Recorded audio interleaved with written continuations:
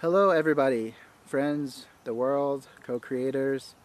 My name is Bret A Warshawsky and I'm originally from New Jersey in the US, and for the past 5 years or 6 years I've been a global nomad, traveling the world with my friends and co-creators in my family to work on, I guess you might say, humanitarian projects and things of that nature. Also a journey of healing and friendship and discovery and living itself. So I guess you can say the journey has been more important than the destination. It's one of those cases.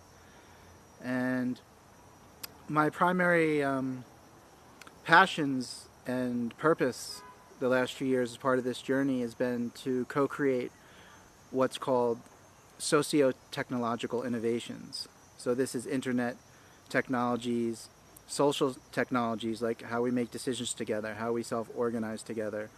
What kind of processes do we as people and groups use to come together and get out of our egos and cooperate and realize the things we all want to realize together. And one of the big memes in our family here in our project is synergy. And synergy, and this is an adapted definition, is the coming together of diverse and unique parts to create a new whole, which is greater than, different from, and unpredictable from the sum of our parts together and our gifts together. So I have a big passion for the interface between technology and spirituality and psychology, and how we apply technology for a more beautiful world that we want to create together. Obviously there's a lot of themes here about decentralization, self-organization. The gift economy is a very big topic and a very big part of our lives. And the gift economy is basically sharing unconditionally without expectation of future reward or transaction. It's defined a little bit differently if you look it up as an exchange system, but we want to kind of go beyond exchange and just go into unconditional sharing. And that doesn't mean you give your toothbrush to your friend or share things you don't want to share, or you just give someone access to your bank account. It's the ethos that we all have these gifts and there's abundance everywhere, and that if we share, just like in synergy, we can accomplish more together than in our separate parts. So I'm really passionate about all of these things, and my special, maybe my more focused passion and roles among my team and my group and my community is very much usually based around networking and creating relationships between the different groups and communities around the world, and being a sort of public relations type of role. I have a nickname, the Crypto Poet, because I like to express myself in unusual ways, and that's sort of making the invisible visible. So crypto is hidden usually, it means hidden. And of course cryptocurrencies are popular right now, so I just like to use that Crypto Poet. I like to express myself in unusual ways and sort of secretly but out in the open, so I've been having fun with that. And the other term I use is called a visionary troubadour, and a visionary troubadour goes from community to community and intention to intention, sharing their gifts, and they receive as much as they give, and they live a life of abundance and celebration. So crypto poetry, visionary troubadour, co-creation and synergy, that's all what we're about here. And also passionate about cetacean nation, the dolphins and the whales. That's another dream of mine, really, is to live close to dolphins and whales year-round, so I can just be among them and study them a little bit on my own. And it's another passion in film and music, especially in the context of what we're doing with technology and creating a more beautiful and sustainable regenerative world. How do we integrate music and film and philanthropy together so we're innovating at the same time that we're saving things? And my tagline used to be, why do we always have these benefit concerts for diseases and disasters? It's time to come together to innovate and to take care of one another before these things, and to create systems that make the old systems obsolete, as Buckminster Fuller said. And I guess I'm passionate about celebrating the past too, and the people that have come before me, and the lineage of consciousness studies from the 60s and the 50s, and obviously many, many centuries before that. But definitely passionate about carrying on the best of what's come before us so we can all build upon that. And occupying the noosphere. That's maybe my biggest passion in a sense. And the story that excites me the most. So what that means to me, to share that, is the noosphere is a concept that came in the early 1900s by a couple different people at the same time. And it's basically a thinking layer, the consciousness layer around the planet. So like you have the biosphere and the technosphere of technology and the hydrosphere of water, the geosphere of land and structures, the noosphere. Noos comes from Greek meaning mind. So it's not a cold idea of just the mind around the earth. It's the consciousness layer. One of the definitions of noosphere is a postulated sphere or stage of evolution where consciousness and interpersonal relationships are dominating the story, really. So the coming of the noosphere coming online, where consciousness itself and interpersonal relationships are the focus and the motivator and the sphere that we're all coming together in. That's kind of what the noosphere is about, and our technologies are very much a reflection that we're working on. One of them is called Noomap, or Noomap, Noomap, so Noomap. And why I say occupy the noosphere is because my biggest passion really is revolution, for lack of a better word. So I'll just share briefly about that because I don't want to give the impression of guns and fighting. The new thing happening is, again, to quote Bucky Fuller, is you don't need to resist or fight what is. You just need to create new models that make that thing obsolete. So I don't think we need to go to Wall Street anymore or to the steps of the White House. What we need to do is occupy this noosphere. We don't need to, of course, but this is my language. We need to occupy the realm of imagination, the realm of interpersonal relationship, the realm of possibilities, and the realm of conscious evolution. And from this place of occupying the noosphere, we can, I'll say it, we can infiltrate the world as it is and change things from the inside out. So it's very much about inner space. In order to get to outer space, we start with inner space. So occupying the noosphere is exciting for me as a term because it's the continuation of the 60s, which is obviously a continuation of a much longer time period, just pointing to that as far as a modern tipping point. And then the Occupy movement in 2011, 2012, which I wasn't a big part of, but I observed it, and I felt very strongly it was a big turning point culturally, even though it's kind of seems to have been forgotten. What I've seen the last few years is everyone who is into that has shifted into a place of how do we have a systemic revolution? How do we have a sustainable, regenerative, healthy revolution that doesn't go away when people's opinions change, that doesn't go away when the government makes a decision like you can't meet in this park. It doesn't go away. So we up-level our game here and play our own game. Which brings me to the other quote that a lot of people use, which we use a lot by Einstein, which is you can't change a problem from the same consciousness that created it. So occupying your noosphere is about that. It's about going to a next higher level that integrates what's come before it. So we can have a fucking revolution. I mean, peaceful, artistic, healthy, but it is a revolution nonetheless. And there has to come a point where there is a no. Actually, there is a no. There will be no more cutting trees down. There will be no more over-medicating people who are different. There will be no more putting money and profit in front of peace and prosperity. So there is a no. There is an energy of revolution in that sense, and that excites me. So that's what I'm most passionate about in a way. Occupying the noosphere is a whole systems effort. So it includes all the things I love and all the things everyone loves, really, working together in this synergy to create a greater whole that none of us can predict. And that's exciting for me.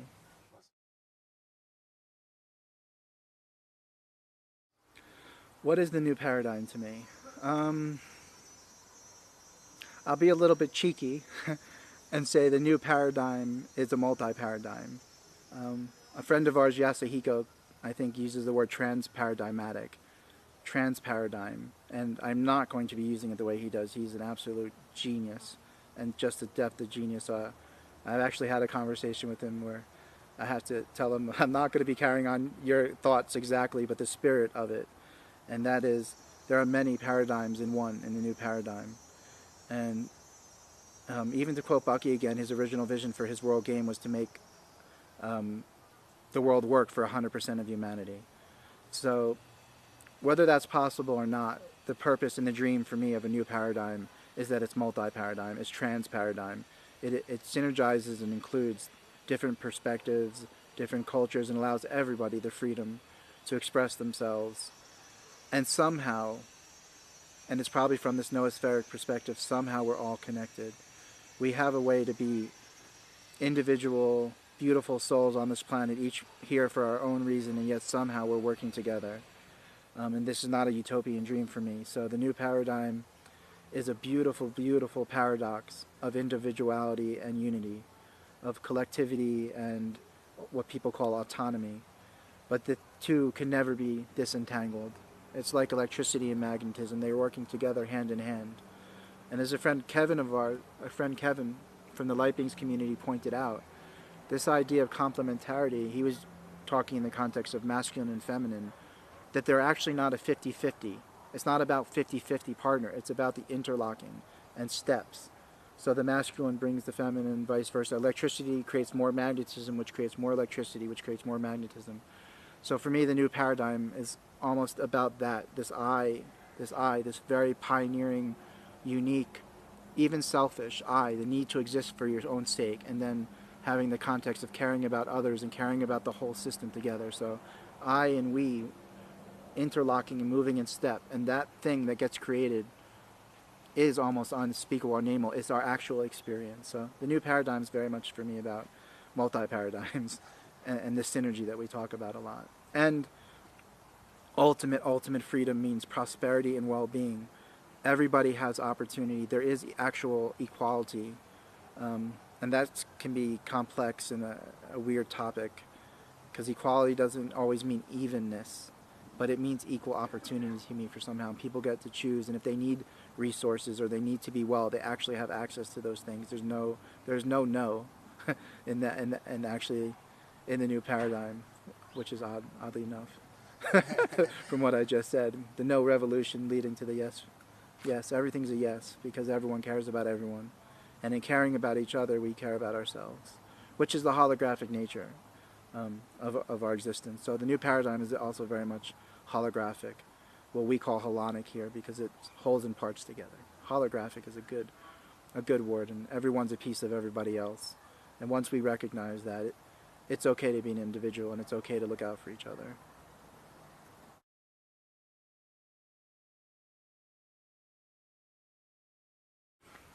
Well, the first thing that comes up for me that was triggered, that remembered, was back in 2011. I was in the midst of a major depression. I had many years working with the bipolar experience. I was diagnosed when I was 19 with bipolar and put in mental hospitals many times in my 20s. So by 2011, I saw this guy, Vishen, speak. He's the founder of something called Mind Valley. And at that time, he was talking about something called the 6 Steps to Awesomeness. And I really should be able to recount them, but one of them was fine. Yeah, one of them, and he was a big inspiration for me. First of all, the question he asked that struck me was the famous question, like, you're the sum of your 5 closest friends, which is something I had heard before, and I don't know if I had ever really taken it seriously. Maybe because I always had awesome friends, and everything was great for me. But at this time, when I had heard this, and in this deep depression, I was living alone, kind of isolated. First of all, I don't even think I had 5 close friends anymore. And really, my mom and dad and my sister were my 3 of those 5 friends. So on one hand, that was beautiful that I had that support from my family, like unlike many people who had experienced what I had. But at the same time, they're my mom and dad and my sister, and like I didn't have a wider circle. I didn't have friends, per se. I had I had friends, but they weren't my 5 closest friends. I couldn't even name it at that point.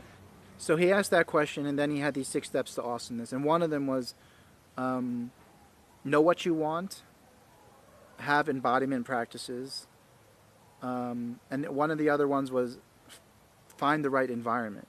So the reason I'm bringing these things up is with the friends and the environment is because that's the first thing I want to share with people.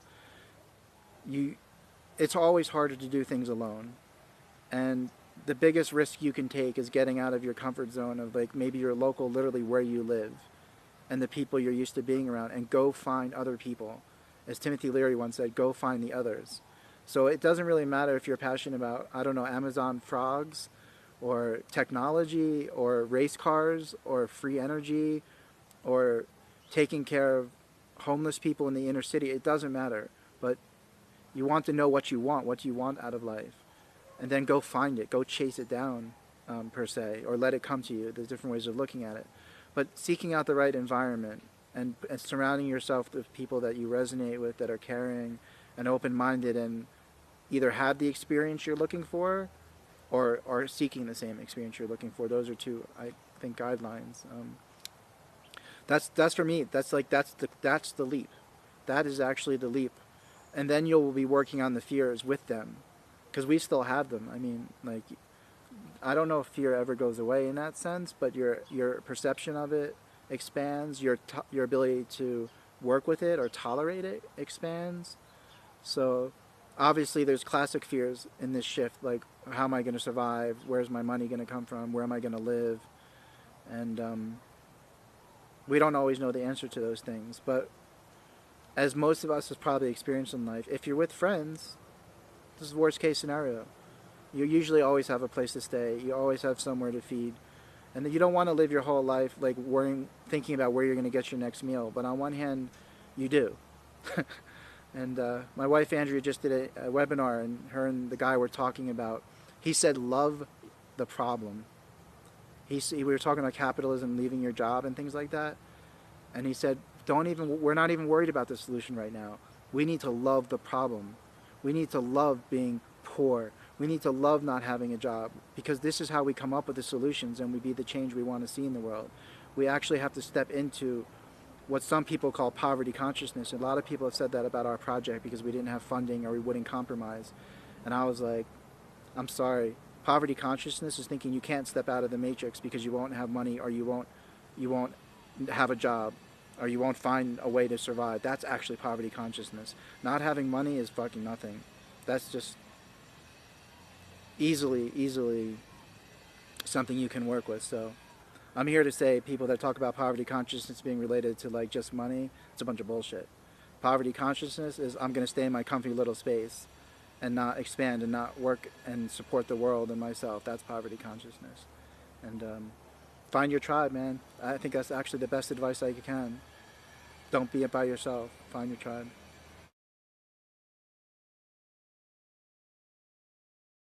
What is a true education? It's beautiful. It seems, the first things that come to my mind are experience. I think a lot of things most people would say, experience, life experience. Again, the journey more than the destination. Usually with the old education, there was a destination, a degree, a certain type of knowledge so that you can get a job and then you can retire. So uncertainty would be part of the new education. Experience in life and a true education. It doesn't seem much more complex than that. A true education would be liberation from dogma, liberation from a prescribed idea, someone else's idea of what it means to be educated itself, right? And there's many good things happening on that level with homeschooling, the homeschooling revolution. There's a new school out in Seattle where they're teaching whole systems and synergy, actually, for the kids, and they choose their own curriculum. Our Noomap project hung out with a bunch of young people from Russia last year who are reimagining education. So there's a lot of good news on the horizon, I mean, from a practical standpoint, as well as the philosophical idea of what is a true education. But a true education is, God, I think of something like Jack Kerouac. I'm biased from my Western background, but like Jack Kerouac on the road. That's a true education. Even our, what is it, Tom Sawyer or Huck Finn, like, you know, being out there as a 10-year-old out by themselves, like making their way down this river and living these lives and the stories they come up with. So, yeah, I don't think it's much more complex than a life experience and being in control, maybe, of your own, or having the free will. So the education system as it is has no free will, and is very much about following the program and what's come before it unconsciously without even questioning it. And if you do question it, you're out, or you're labeled as attention deficit disorder or some other mental illness. So true education is life experience, and maybe it's our jobs for the next generation to just provide the social structures and the social environment where they actually, dare I say it, don't go to school. It's that simple. And before I go off on a rant, that is what we're doing. We want to create an alternative where I don't have to think I'm going to go to school or I'm going to get a job. I'm actually going to co-create with humanity, with each other, and with the planet. And all my needs can be met this way, as far as my housing and food and income and things like that. And really, I'm always only thinking about what can I learn, what can I experience, how can I follow my passion, how can I contribute. And for me, that would be a true education.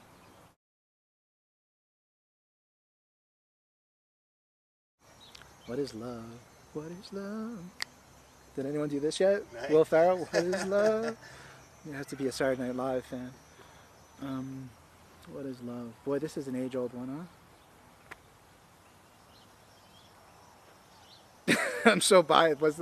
I love that I have this ink blot thing with these questions. Like, what's the first thing that comes up to mind is Jim Morrison, which is odd. He had a song called Love Hides. Love hides in mysterious places. Love lives where you least expect it. And then he'd end it with love is the answer.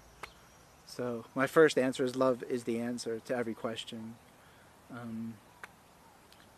And I don't know if I even know what it is from a philosophical or spiritual perspective. What is love? I know it's grand. I know it's wonderful. Love is grand. Love is wonderful. Love provides. Love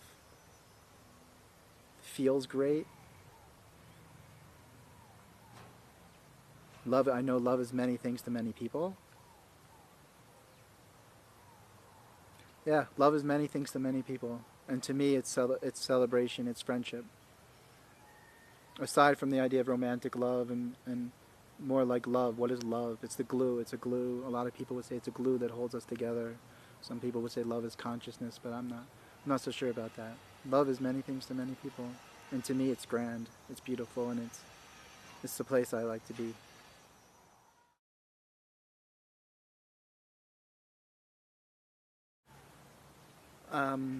I think clearly, as most people would agree, even really anybody, music is clearly a powerful tool, a powerful experience, a powerful artistic expression that is clearly powerful because of its ancient, timeless roots. I mean, you only need friction, or what you would call it, right, to make music, in a sense. You only need two things to bang together, even at the most simplest root. Music is rhythm, right? Music is emotion, energy in motion. So clearly it's a powerful force. There's no need to compare, but it does feel more powerful than like other art forms to me, if I had to say. It's probably not true, but just speaking like honestly off the top of my head, somehow music feels so fundamental, and it must have to do with the sound, as you were saying, and vibration, and sympathetic vibrations and resonance, and you know, obviously you go to a rock concert in Brazil, and they're, again, I'm biased, you know, I'm a white dude from middle-class New Jersey, so my reference is usually Pearl Jam or The Doors or Jack Kerouac, but, you know, in Venezuela, when I listen to the bootlegs, they're all singing, you know, Jeremy or something like that. So it's amazing. I mean, they don't even know what the words mean, I guess, some of them, and vice versa if it came the other way. So music is clearly easily, I guess you would say, fluid in that sense, easily able to transcend cultural, perceptual, all boundaries. It's really easy to break silos with sound and music. So it's clearly very powerful. I don't think many people would even find a way to disagree with that, as argumentative as they might be, or analytical. That is clearly a powerful tool. I mean, I love music personally.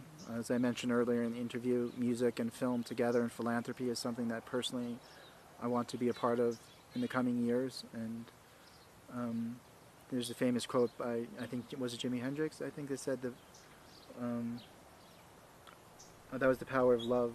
And the power of love overcomes the love of power. Oh, when the power of love overcomes the love of power. And coming from a musician, it must have been coming in there. But I believe music is very similar in that sense. Like, the power of music can overcome the power of dominance, and the power of greed, and the power of the things that are holding us back. As far as conscious musicians, that's not a big topic for me. I'm glad that people are expressing themselves through music in any way they want. I still a little biased. I still sometimes miss good old-fashioned rock and roll and Jim Morrison, and some Pink Floyd crying about this, or Tina Turner singing about her husband. I miss some of that sometimes. I like it all. I guess in the conscious music space, what's exciting is the application of the music, in a sense.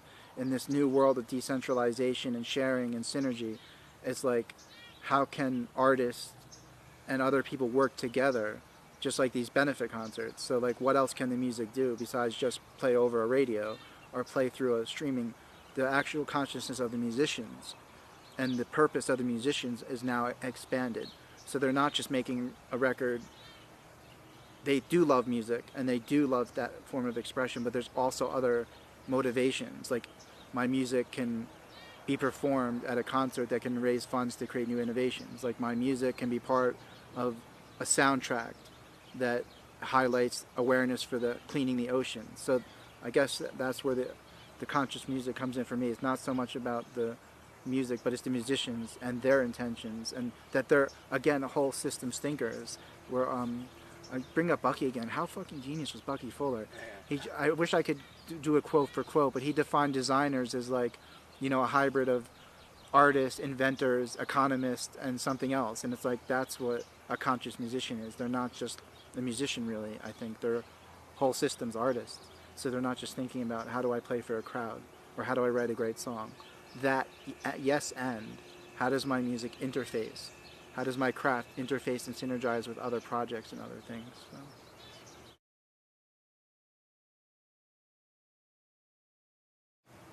The work, I think I'll just share a little bit about the works in the past that have affected me the most.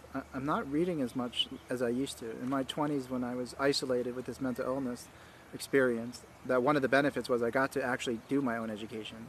As well as going to college, I also got to choose what I wanted to read and study. So I might have read a book a day sometimes for a couple of years. So I was quite into sponging up a lot of people's stuff before I could have some more of my own thoughts as well. I love the old Ken Wilber works. A lot of his new stuff can be very specific and a little bit hard to follow and a little bit too much for people that... But his first book, actually, Spectrum of Consciousness, and he wrote it when he was like 24, which is amazing, is really great. But his work in general is important, even though not everyone agrees and he can be controversial. It doesn't change the fact. On some level, he'll be remembered as... He's called the Einstein of consciousness, and honestly, that is well deserved. And it's for what it is. He's a genius, and his work is amazing, and it influences a lot of things that are happening now, whether people know it or not. And the book about his wife having breast cancer was actually my favorite book of his, because it made him a little more human and incorporated his knowings into a story that was more tangible and subjective. I'm a big fan. I mean, I'm a big fan, like a lot of people, what came out of the Beats, the Kerouacs, and the William Burroughs and all that in the 60s, Maslow and John Lilly, who did the isolation tank experiments and invented those. Robert Anton Wilson was a huge influence and inspiration for me. But Timothy Leary, they're all on the same bookshelf of counterculture, I guess. Counterculture, revolutionaries, evolutionaries.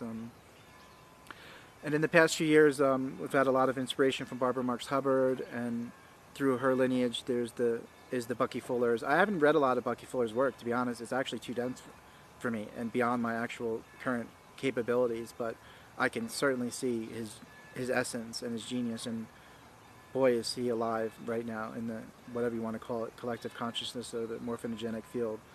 And people are using a lot of his quotes in a lot of our, at least in our realms of this, but it's for a reason. So I would just look up his quotes, actually. I wouldn't even read his books. His quotes are powerful, and I was heavily influenced by musicians as writers and thought, I mean, growing up. So the Jim Morrisons, the Pink Floyds, the Jane's Addiction, artists like that. I think I was actually mostly influenced in filmmaking.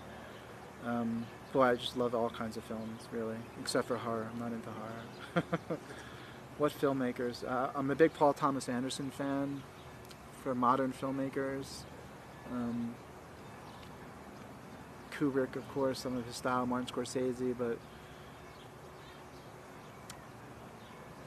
It's an interesting question now compared to years ago, because I'm very much now would like to want people to have their own original thoughts, but you can never dismiss what's come before you, standing on the shoulders of giants. And but if anyone wanted to know about me, they'd read Robert Anton Wilson, actually. Like, if they wanted to see where I'm being a parrot and where I'm actually not yet having my own thoughts. Like, he was a heavily, heavily big influence on me, especially for what's to come as far as what I'm contributing with occupying the Noosphere and the NOO world order. Robert Anton Wilson was and he's very popular among people I meet, not the general public, but and Joseph Campbell. And Follow Your Bliss came up. Yay, I'm so excited. That's a true education. Follow your bliss. And go look up the whole full quote where it says doors will open that you didn't expect and things like that. Yeah, Joseph Campbell is a massive, massive inspiration and influence. I would definitely recommend people check out his work.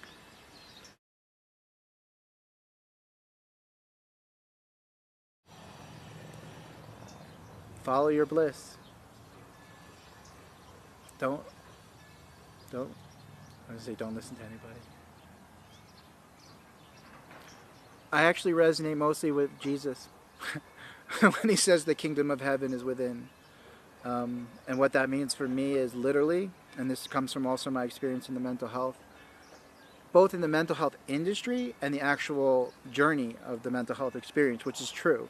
It's not like a mental illness per se, but it's something I actually did experience that gives you certain perspectives or gives you certain experiences, like probably like shamanic journeys. I would say it must be very similar. Like I've been to other worlds, or whatever way you want to put it.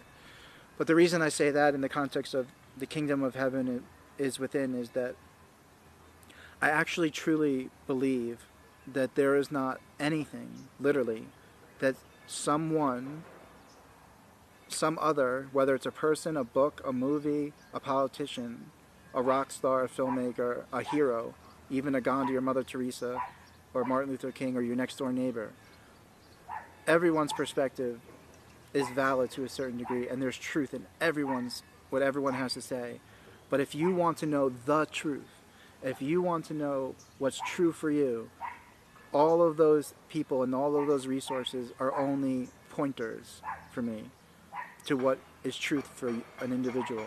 They can only inform you, but they actually are not this holy truth that we all look for, or enlightenment, or nirvana, or grace, or whatnot. That always has to come from within. You have to create your own story.